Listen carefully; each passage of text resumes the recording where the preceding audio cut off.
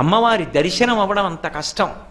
చింతామణి గృహంలో పరమశివుడితో కలిసి పర్యంకం మీద కూర్చుని ఉంటుంది. అటువంటి తల్లి దర్శనం ఇంద్రాదులకు ఉండదు, ఎక్కడో నిలబడతారు ఇంద్రాదులు. అటువంటి తల్లితో కలిసి తిరగడం అంటే ఎలా సాధ్యం అవుతుంది?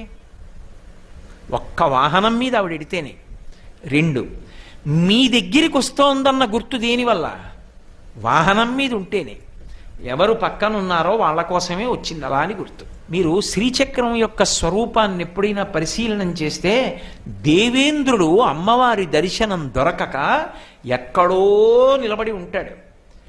నడిస్తే చాలు, అంతకన్నా అదృష్టం ఇంకోటి లేదు. ఎందుకంటే వసిన్యాది దేవతలు తిరుగుతారు ఆవిడ వెంట.